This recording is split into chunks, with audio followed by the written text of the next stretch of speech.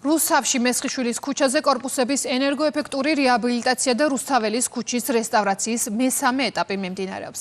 პროექტის ფარგლებში მესხიშვილის ქუჩაზე საცხოვრებელ კორპუსებს თბოიზოლაციური შეფუთვა და რეაბილიტაცია უტარდებათ.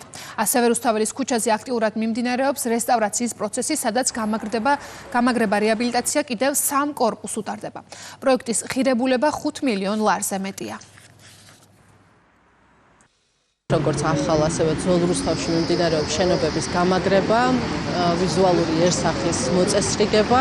დღეს ადგილზე გავეცალით სამუშაოებს, აქტიურ ფაზაშია უკვე.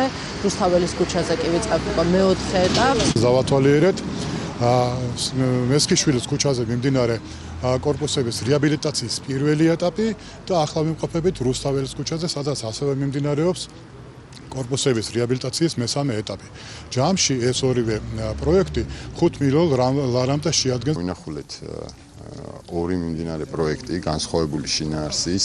ერთი ეს არის ახალ რუსთავში, რომელიც თბოეფექტურობის ფარგლებში შენობა მრავალბინიანი კორპუსის შეფუთვას მოიაზრებს. ის ძველი სახლები, რომელიც რუსთავის ისტორიულად რუსთავ ქალაქის სახეს წარმოადგენდა, მოხდება რეაბილიტირებული იქნება ზუსტად იმ ვიზუალური კუთხით, როგორიც ეს იყო